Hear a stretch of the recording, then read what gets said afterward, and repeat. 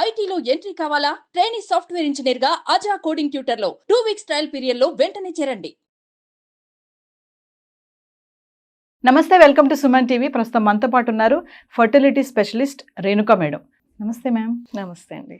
Ma'am, ఇప్పుడు PCOD PCOS అంటారు కదా, అంటే అసలు పీసీఓడి అంటే ఏంటి, పీసీఓఎస్ అంటే ఏంటి? చాలా మంది ఇర్రెగ్యులర్గా పీరియడ్స్ ఇంకా రావట్లేదు అన్నప్పుడు వాళ్ళు డిసైడ్ చేసేసుకుంటారు, నాకు పీసీఓడి వచ్చేసింది అనేసి కన్సల్ట్ చెయ్యరు ఇంకా డాక్టర్ని, అట్లనే వదిలేస్తారు. దానివల్ల వచ్చే ప్రాబ్లమ్స్ ఏమన్నా ఉంటాయా? పీసీఓడి అన్నా, పీసీఓఎస్ అన్నా, పీసీఓ అన్నా అన్నీ ఒకటే ప్రాబ్లం.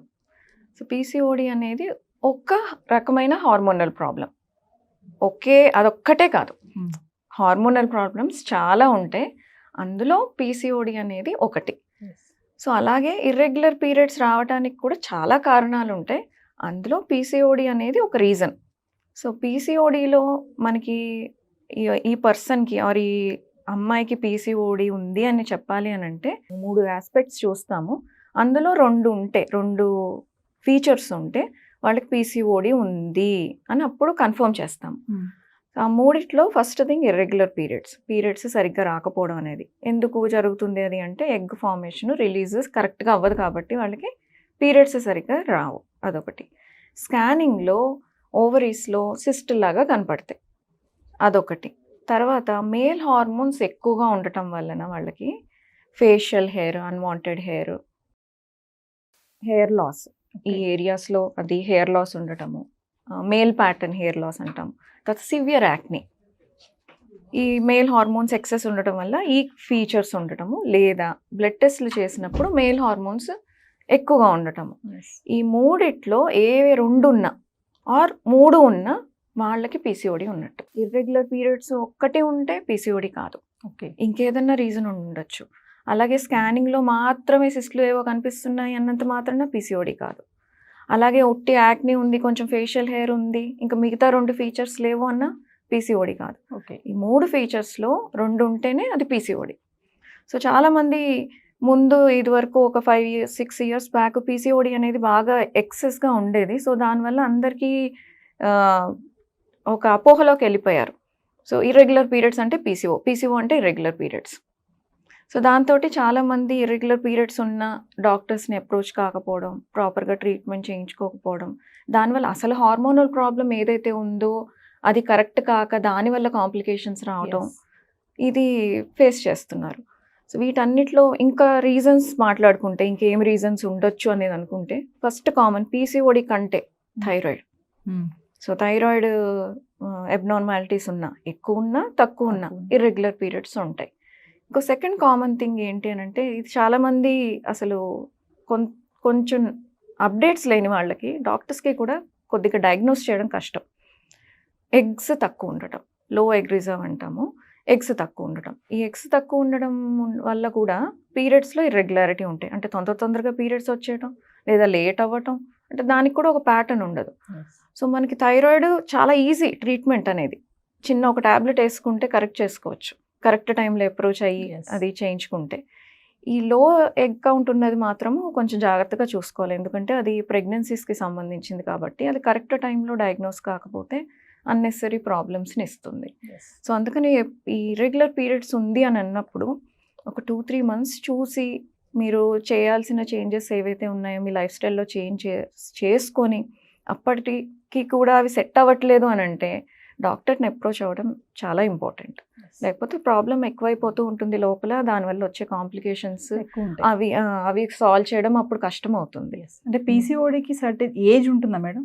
పీసీఓడి అనేది యాక్చువల్గా ఇట్ స్టార్ట్స్, అంటే మేము మామూలుగా మా మెడికల్ టర్మ్స్లో అనుకునేది, it starts from the womb and it will be there with you until the tomb. అంటే మనం అమ్మ కడుపులో ఉన్నప్పటి నుంచి స్టార్ట్ అవుతుంది, చనిపోయేంత వరకు మనతోటే ఉంటుంది, అది ఎక్కడికి పోదు. But the way it gets expressed it differs. So ఒక పర్సన్కి చూస్తున్నా టెస్ట్ చేసినా వాళ్ళకి అసలు పీసీఓ లేదేమో అనిపిస్తుంది, ఇంకొక ఎండ్లో వాళ్ళకి ట్యాబ్లెట్స్ వేసుకున్నా పీరియడ్ రాదు. అంటే నార్మల్గా కనిపించే వాళ్ళకి పీసీఓ ఉండొచ్చు, ఇంత సివియర్గా ఉన్నా ప్రెసెంట్ అవ్వచ్చు. ఒక మంత్ ఒకలా ఉండొచ్చు, ఇంకో మంత్ ఇంకోలా ఉండొచ్చు. కాకపోతే అది బయటపడటం అనేది యూజువల్గా ఎప్పుడు బయటపడుతుందంటే మెచ్యూర్ అయిన తర్వాత. అండ్ మెనోపాజ్ తర్వాత కూడా పీసీఓ ఉంటుంది. సో పీరియడ్స్ ఆగిపోయిన తర్వాత పీసీఓ లేదు కాదు. ఎందుకంటే పీసీఓ అనేది యాక్చువల్గా ఓవరీలో వచ్చిన ప్రాబ్లం కాదు, మెటబాలిజం ప్రాబ్లం అది. పాపం ఓవరీస్ అనేవి విక్టిమ్స్. మన మెటబాలిజం అంటే మన ఇన్సులిన్ పనిచేసే తీరులో ప్రాబ్లం ఉండటం వల్ల ఓవరీస్ మీద ప్రొజెక్ట్ అవుతుంది అది. సో ఓవరీస్లో సిస్టులు ఫామ్ అవుతాయి. అది పీసీఓ అంటే ఏంటి అది తెలియకముందు ఇదివరకు రోజుల్లో ఒక 40 years బ్యాక్ అది వాళ్ళ అలా సిస్టులు అవి చూసేసి ఇంకా దానికి ఆ పేరు పెట్టారనమాట పీసీఓఎస్ అని. అది యాక్చువల్గా మిస్నామర్, కరెక్ట్ నేమ్ కాదు, అది అలా కంటిన్యూ అయిపోతుంది. సో యాక్చువల్గా పీసీఓ అనేది ఓవరీస్ది కాదు. సో మెటబాలిజం అనేది మనం బతికినన్ని రోజులు మన బాడీలో మెటబాలిజం జరుగుతూనే ఉంటుంది. సో ఈ ఏజ్కి స్టార్ట్ అవుతుంది, ఈ ఏజ్కి ఎండ్ అవుతుంది అని లేదు, అది మనతో ఎప్పటికీ ఉంటుంది. అది ఎంత సివియర్గా ఉంది అనేది వాళ్ళ జీన్స్ని బట్టి ఉంటుంది, మన లైఫ్ స్టైల్ని బట్టి ఉంటుంది. పీసీఓడి అనేది మన ఫుడ్ లైఫ్ స్టైల్ కూడా ఇంపాక్ట్ ఉంటుంది ఖచ్చితంగా. మంచి లైఫ్ స్టైల్ ఫాలో అయ్యే వాళ్ళకి పీసీఓడి ఎఫెక్ట్ కంట్రోల్లో ఉంటుంది. అదే హెపాసాడ్గా ఉంది లైఫ్ స్టైల్, వాళ్ళ డైట్ బాగాలేదు, ఫిజికల్ యాక్టివిటీ లేదు, స్లీప్ సరిగ్గా లేదు, సెడెంటరీ లైఫ్ స్టైల్, ఇలా ఉన్న వాళ్ళకి లేని వాళ్ళకి పీసీఓడి ఎక్స్ప్రెస్ అవ్వటం స్టార్ట్ అవుతుంది. అంటే ఇందాక నేను అన్నాను జీన్స్ బట్టి కూడా ఉంటుంది అనేది. ఎందుకంటే మనం మదర్ పొట్టలోంచి వచ్చింది అని అంటే మన జీన్స్లోనే ఉంటుంది అది. సో మన జీన్స్ ఎక్స్ప్రెషన్ అనేది మనం బయట ఎక్స్పోజ్ అవుతున్న ఎన్విరాన్మెంట్ని బట్టి మన లైఫ్ స్టైల్ని బట్టి ఉంటుంది. ఏ జబ్బైనా పీసీఓడి అనే కాదు, ఏది ఈవెన్ హైపర్ టెన్షన్, డయాబెటీస్, ఎలాంటి హెల్త్ ప్రాబ్లం అయినా మన జీన్స్ విత్ ఎన్విరాన్మెంటల్ ఇంటరాక్షన్, ఈ రెండింటి కాంబినేషన్ తోటి ఎక్స్ప్రెషన్ ఉంటుంది.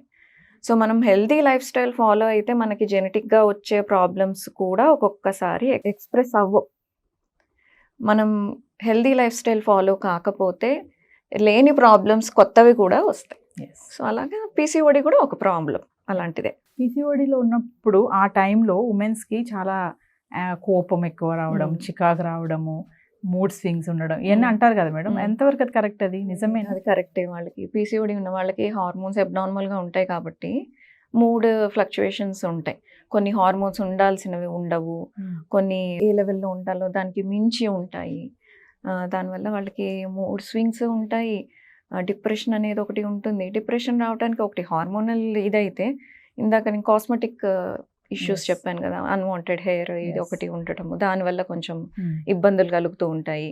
ఒబిసిటీ అనేది కామన్, మెటబాలిజం ఇష్యూ కాబట్టి తొందరగా వెయిట్ పుట్ ఆన్ అవుతూ ఉంటారు అండ్ వాళ్ళకి వెయిట్ తగ్గడం కష్టము. సో దానివల్ల కూడా వాళ్ళకి డిప్రెషన్లు ఇవి వస్తూ ఉంటాయి. సో ఇవన్నీ కలుసుకొని వాళ్ళకి మూడ్ స్వింగ్స్ బాగానే ఉంటాయి. ఇంకా పీరియడ్స్ టైంలో ఇంకొంచెం ఎక్కువ ఉంటాయి, ఫ్లూయిడ్ రిటెన్షన్లు ఇవన్నీ వస్తాయి, ప్రీమెన్స్ట్రువల్ సిండ్రోమ్స్ ఇవన్నీ కూడా కొంచెం ఎక్కువగానే ఉంటాయి. అంటే పీసీఓడి లేని వాళ్ళకి తో పోల్చుకుంటే పీసీఓడి ఉన్న వాళ్ళకి కొంచెం ఎక్కువగానే ఉంటాయి. ఫైనల్గా ఇప్పుడు నవేడేస్ యంగ్స్టర్స్, టీనేజర్స్ ఎవరైతే అమ్మాయిలు ఉంటారో ఈ పీరియడ్స్ రాకుండా టాబ్లెట్స్ వాడుతూ ఉంటారు కదా, చిన్న చిన్న ఫంక్షన్లు ఉన్నాయి దాని ఉన్నాయి, ఎంతవరకు కరెక్ట్ అంటారు? ఎనీ మెడిసిన్, ఏ మందైనా తీసుకోండి, అది ఎంతవరకు వాడుకోవాలో అంతవరకే.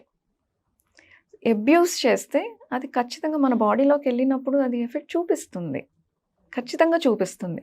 ఇంకా తప్పదు, ఇన్ఎవిటబుల్, వేరే ఆప్షన్ లేదు అనుకున్నప్పుడే అలాంటి మందులు వాడుకోవాలి. ఎందుకంటే మనం పీరియడ్స్కి పోస్ట్పోన్ చేయడానికి ఏదైతే వాడుతున్నామో అవి హార్మోన్స్. సో మనం రిథమ్ని డెఫినెట్గా డిస్టర్బ్ చేస్తాయి. సో ఎంత అవసరమో అంతే వాడుకోవాలి ఏ మందైనా, ఎస్పెషలీ హార్మోన్స్కి వస్తే. హార్మోన్స్ మళ్ళీ కరెక్ట్ అవ్వాలి అని అంటే చాలా టైం పడుతుంది, ఒక్కొక్కసారి పూర్తిగా కరెక్షన్ కూడా కుదరకపోవచ్చు. సో అందుకని ఎంత వీలైతే అంత తక్కువ హార్మోన్స్ని జాగ్రత్తగా వాడుకొని ప్రిస్క్రిప్షన్ తోటి వాడుకోవాలి. పక్కింటి వాళ్ళు చెప్పారనో, ఫ్రెండ్ చెప్పారనో, రిలేటివ్ చెప్పారనో వాడకూడదు. ఎందుకంటే అవి కొన్నిసార్లు రాంగ్ టైమింగ్లో వేసుకుంటే పని కూడా చేయవు. ఓకే, పెళ్ళైన వాళ్ళు ఫ్యామిలీ ట్రై చేసేటప్పుడు వేసుకుంటే అనవసరంగా ఎక్టోపిక్లు ఇట్లాంటివి కూడా వస్తూ ఉంటాయి. సో బ్లీడింగ్ ప్రాబ్లమ్స్ వస్తూ ఉంటాయి. బాడీ డిఫరెంట్ బాడీ ఇంపాక్ట్ ఉంటుందా మేడం ఆ పిల్స్ వల్ల? డిఫరెంట్ ఉంటుంది. Every body is unique. So నాది ఒక రకంగా రియాక్ట్ అవుతుంది, వేరే వాళ్ళది ఇంకొక రకంగా రియాక్ట్ అవుతుంది సేమ్ మెడిసిన్కే. సో మనకి అది వాడిన తర్వాత కానీ తెలియదు మనకి ఎలాంటి ఎఫెక్ట్ చూపిస్తుంది అని. సో అందుకని మెడిసిన్స్గానే అవసరమైనప్పుడే వాడుకోవాలి. నిజంగా రియల్ యూజ్ ఉంది, దానివల్ల మనకి బెనిఫిట్స్ ఎక్కువ ఉన్నాయి, రిస్క్ తక్కువ ఉంది అనుకున్నప్పుడే వేసుకోవాలి. సో మెడిసిన్స్ వేరు, మళ్ళీ సప్లిమెంట్స్ వేరు. ఐరన్, కాల్షియము, విటమిన్స్ అవి పర్వాలేదు, 1-2 టాబ్లెట్స్ కాస్త ఎక్స్ట్రా వేసుకున్న ఇబ్బంది లేదు. కానీ ఇలా హార్మోన్స్ వాడేటప్పుడు మాత్రము ప్రిస్క్రిప్షన్ లేకుండా, కన్సల్ట్ చేయకుండా, అలా ఏదో పుట్నాల పప్పు తిన్నట్టు పిప్పర్మెంట్లు వేసుకున్నట్టు వాడటం మంచిది కాదు. అంటే ఫైనల్ గా మేడం, వ్యూవర్ కి చాలా మంది పేరెంట్స్ నవ్వే డేస్ బిజీ లైఫ్ లో ఉండి వాళ్ళ పిల్లల విషయంలో ఇలాగే వేసుకో, ఏం కాదులే, ఫంక్షన్ ఉంది కదా, ఏం కాదులే అన్నట్టుగా కొంతమంది, అందరి కోసం కాదు, కొంతమంది మదర్స్ ఉన్నారు అలాంటి వాళ్ళు. అలాంటి వాళ్ళకి ఏమైనా చెప్తారా మీరు? డెఫినెట్ గా అండి. పిల్లలు అని అంటే వాళ్ళు చాలా టెండర్ ఏజ్ లో ఉంటారు, వాళ్ళ సిస్టమ్ అప్పుడే ఫామ్ అవుతూ ఉంటుంది, వాళ్ళ హార్మోనల్ యాక్సిస్. సో అది ఇక్కడి నుంచి స్టార్ట్ అవుతుంది, బ్రెయిన్ నుంచి థైరాయిడ్, తర్వాత ఓవరీస్, యూట్రస్, ఇదంతా ఒక యాక్సిస్. సో రిపీటెడ్గా ఈ హార్మోన్స్ మీ పిల్లలకి ఇస్తూ ఉంటే ఖచ్చితంగా వాళ్ళ యాక్సిస్ డిస్టర్బ్ అయ్యి, దానివల్ల ఆ పాయింట్ ఆఫ్ టైంలో వాళ్ళకి ఇబ్బందులు కాకపోయినా రేపటి రోజు వాళ్ళకి పెళ్ళిళ్ళు చేసి పంపించిన తర్వాత పిల్లలకి ఇబ్బంది పడటం, లేదా ఈ పీరియడ్స్ ప్రాబ్లమ్స్ రావటము, అంటే తొందరగా పీరియడ్స్ రావటము, లేకపోతే లేట్గా రావటము, లేకపోతే ఒక్కొక్కసారి ట్యాబ్లెట్స్ వేసుకుంటేనే రావటము, ఇలాంటి సిచ్యువేషన్స్కి మీ పిల్లలు వెళ్ళకూడదు అనుకుంటే ఇలాంటి మెడికేషన్ ప్రిస్క్రిప్షన్ లేకుండా ఇవ్వకండి. ఎస్పెషల్లీ వాళ్ళు చెప్పారనో వీళ్ళు చెప్పారనో మీ కన్వీనియన్స్ కోసము వాళ్ళ హార్మోన్స్ని పాడు చేయకండి. Thank you ma'am.